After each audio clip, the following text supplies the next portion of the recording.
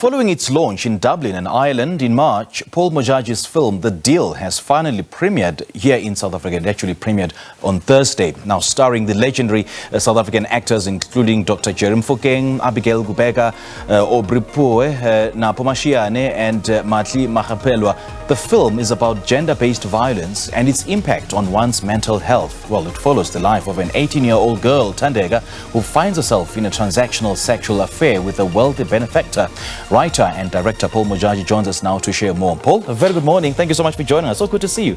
Very good to be here. Indeed, yeah. Indeed. Tell me, man, it's such a brilliant film, not only because, it tackles, our everyday ills that this country faces, in particular gender-based violence, but it really is a film that one can learn and draw so much lesson and inspiration from. So what stirred you to write this film?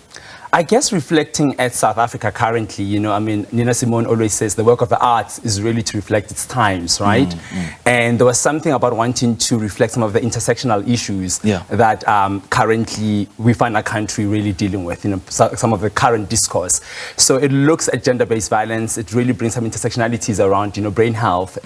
It speaks to issues of power and privilege, access to education that so many young people are still dealing with even today, even with some of the advances we've made in that space. Sure. So it really is a mixed bag, a lot of social issues that are really current and pertinent to South Africa today. It was really reflecting on my world as I see it, my country as I see it. Yeah. And we know you as a choreographer. So when did writing and directing films come into the picture? Oh my gosh, storytelling has always been at the core of my heart, At our launch, actually it was this week, Tuesday the 14th, my sister reflected that when we were young, I actually, used to make them do home video films, and this is something I'd completely forgotten. But as a choreographer, the way I've always approached my work has always been through storytelling. So the idea of telling a story in a narrative way was really a very natural progression for me, because I've always seen dance in story, so being able to articulate and dialogue, some of the story in this way was a process that felt quite organic. And I see that the focus is on mental health, in particular dementia. Yeah. Why that focus?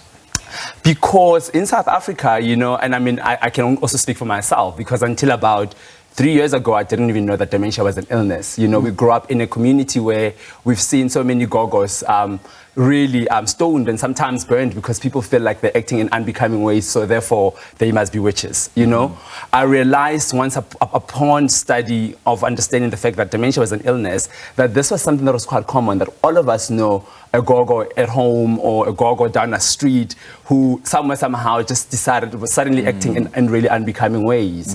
And I think I was also spurred on by the fact that I then learned and began to understand the fact that, like any illness, dementia was preventable, that it was an illness that could be treated, but also be preventable as well. So I felt it was really important to highlight this illness as something that was not necessarily a natural way of aging, because oftentimes people think, memory loss is a natural process of aging, whereas it's not.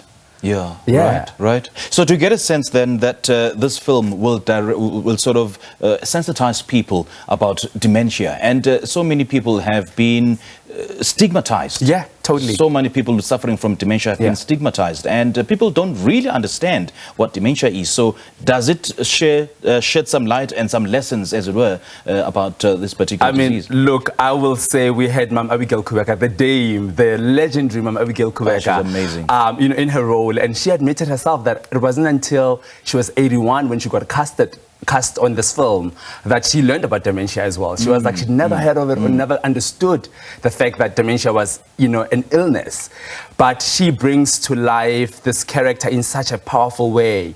I think and I believe in a way that so many other people watching will get to reflect. Like I said, personally, I went back in my own history, in my own time, and I realized that in my own family, there were members of my own family that had dementia. But we just thought, it's just, like I said, it's natural. They just go, So, and possibly they were not aware, and you were also not aware that they're actually suffering from dementia. Absolutely. So we do hope that at the very least, the film is able to highlight just how common this illness is. And you've worked with legendary actors and actresses. You mentioned Abigail Kubeka, Dr. Mofokeng, and a whole host of others. So how did you get them to be a part of this process? And just take us through briefly about the casting process.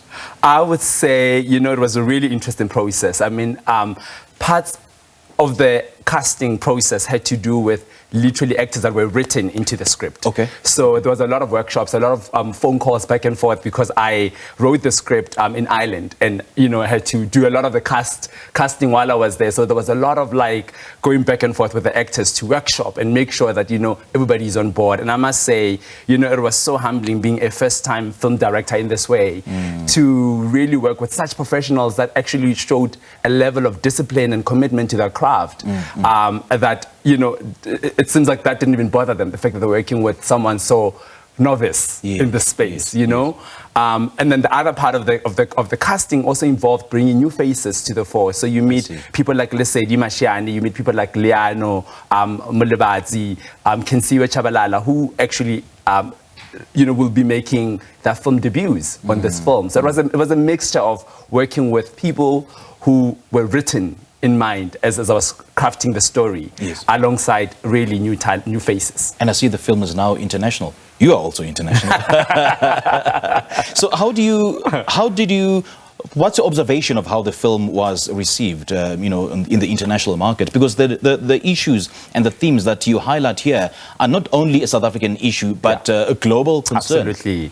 Look, I must say, first of all, the international market is a market I've always felt a little bit at ease with. I think it's more the local market, and I think the premiere on Tuesday was really so overwhelming, because the reception, really had some kind of, it resonated with local audiences, right? Okay. Internationally, we've premiered the film in Dublin in March this year, and then we'll be going on an international film circuit as well. That's going to be taking us away for the next 18 months, just taking the film to different countries. So it'll be good to come back home to Morning Live and talk about, what that experience actually is like and how people are receiving it more and more. But in Dublin, we had a really amazing reception. Indeed. And how was it received here? Was it Thursday, right? It was on Tuesday. On Tuesday, the 14th, 2 days before Youth Day. It was just overwhelming. I mean, I had such an overwhelming amount of nerves going into, this premiere, because I think South African audiences are really hard. They're quite a very tough bunch to please. They really are. And we had a standing ovation. We were actually implored by the audience to take the film abroad. Wow. And that for me is really amazing, because this film is about South Africans, So if they feel it's a film they're proud to have it represent them globally, it's quite affirming. So is it safe to say that this film has actually opened doors to produce more international content for the international market? Hopefully. Look, I mean, there's definitely an appetite for African content currently in the world. Sure. I find that in the circles I move in, everywhere I go, everybody's interested. I mean, right now, with the film currently airing, being promoted online, a lot of the people we are getting inviting us to festivals, we're getting a lot of people internationally saying, where can they see it? So there is definitely a huge appetite for African stories. So where can they see it, Vet? It's going to be streaming in August on a platform, that's going to be released, but soon very much. So we're excited about that. So local audiences can definitely count on seeing it from August, Women's Month. Oh, okay. Yeah. Lovely. Great stuff. Great chatting to you, Paul. Thank you. Thank you so much for your time. And this is such a brilliant film, an absolute must-see. Thank you. Yeah. Thank you so much. Well, after a successful run at the Global Creative Brain Week Festival, the deal finally makes its way to South Africa.